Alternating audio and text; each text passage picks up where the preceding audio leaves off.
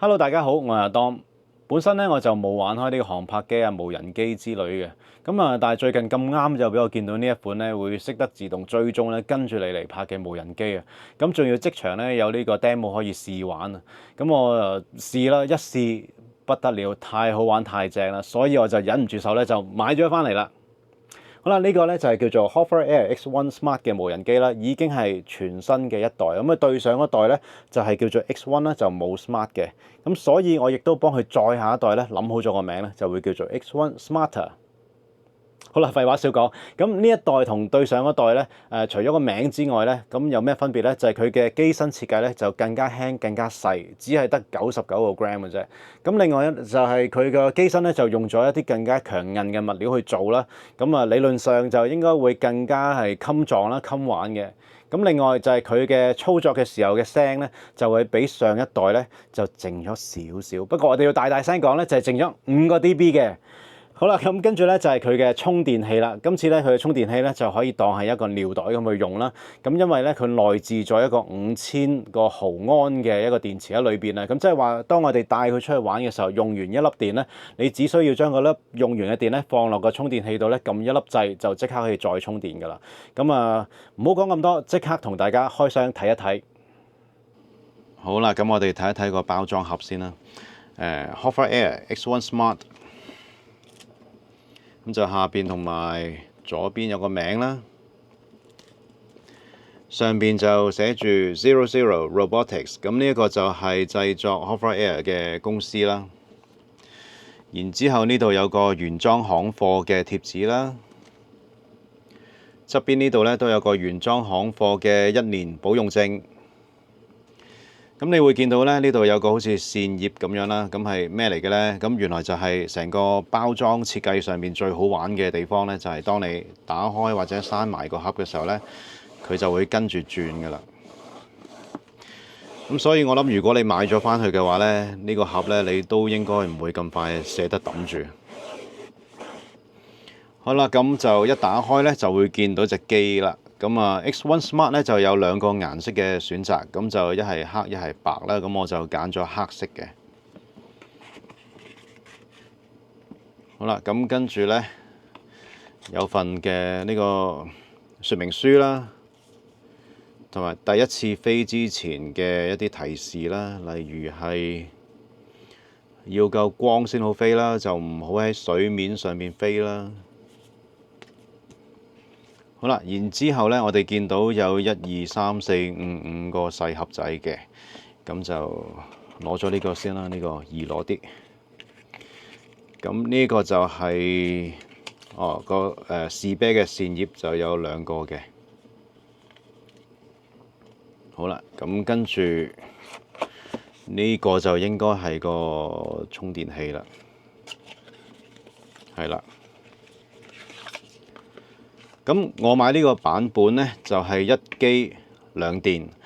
我見到日本呢，就係有得揀呢，就係1機2電啦，亦都可以揀1機3電嘅。我唔知香港會唔會都有1機3電嘅 option 啦。但係可能因為呢，呢架機其實佢玩嘅飛行時間呢，只係一粒電啊，只係得10分鐘左右啊。所以如果你覺得有需要嘅話呢，其實都可以買多1粒係替換嘅。好啦，個充電器呢，其實就都係一個尿袋啊，因為佢內置咗有電池㗎啦，已經。即係呢，如果你撳一撳個掣，佢就會 check 而家個電電量啦，有幾多格啦。如果佢唔夠電嘅話呢，佢就應該係會自動去叉返佢嘅，係啦，斬緊啦。OK，然之後呢，呢個呢，螺絲批。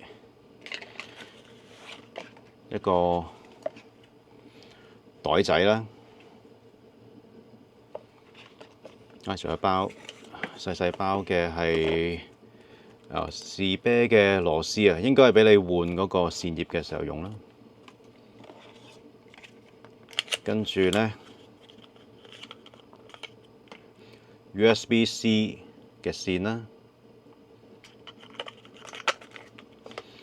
最後呢盒呢，就係插頭，就係一個 USB-C 嘅充電頭。好啦，咁大致嘅內容就係咁樣啦。補充多少少咧，就係呢個 X1 Smart 咧，佢就係有8種嘅預設模式啦。咁另外其實佢都有進階同埋手動模式嘅。咁不過啱啱開始玩嘅時候咧，喺個 App 裏邊咧，你會見到咧，進階同埋手動嘅模式咧都係鎖住咗嘅。咁就好似要打機咁樣啊，你要咧先用晒佢8種嘅預設模式，玩到一定嘅次數咧，達咗標之後咧，咁嗰個進階或者手動模式咧，先會係解鎖俾你用嘅。咁另外咧，佢係會有3種嘅錄影 format 啦，咁就1080p 啦，30格係有 HDR 嘅，咁跟住就係1080p 啦，60格，而最高畫質咧應該就係 2.7K 30格嘅。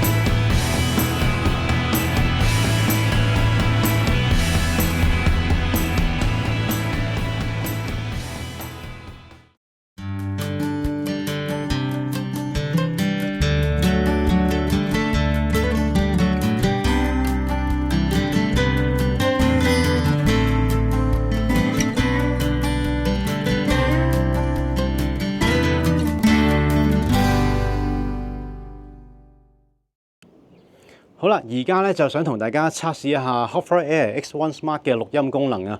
咁佢錄音咧其實係要靠我哋嘅手機上邊嘅咪啦。咁收完條聲之後咧，喺個 App 嗰度咧就會自動做一個 denoise，將無人機嘅聲咧抹走咗。然之後咧有條比較乾淨嘅聲咧就會升翻落個畫面上高嘅。咁事不宜遲，我哋即刻試一試。咁我就揀咗一個 Hover Mode， 咁即係一個懸浮嘅 mode 啦。咁一陣個無人機咧就喺我面前呢度咧就會停留喺度嘅。好啦，起咗飛啦！咁大家而家應該都聽得好清楚無人機嘅聲，因為同我都幾近嘅。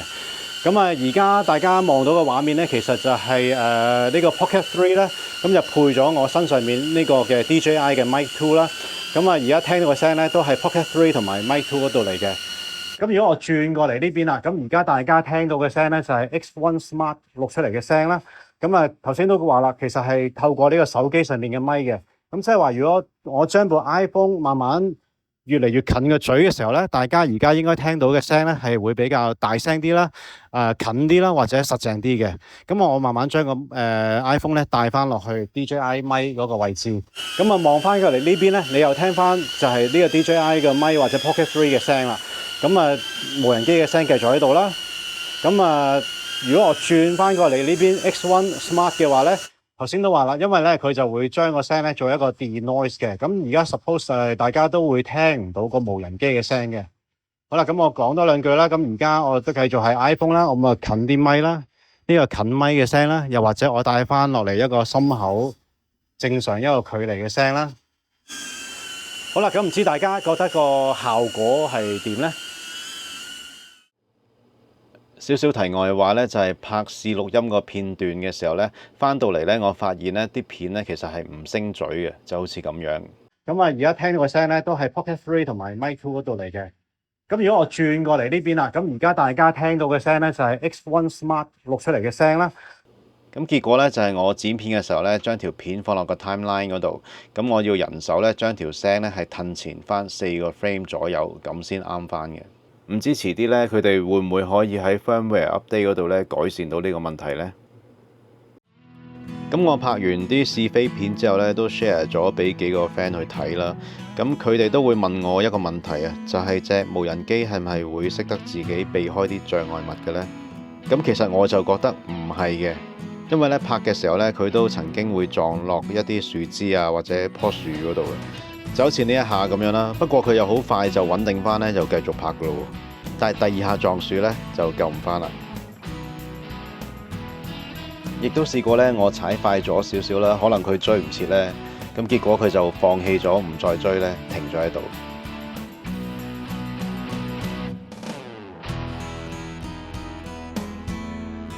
不過咧，佢就好似一隻忠心嘅狗咁樣咧，就會留喺原位等個主人返嚟嘅。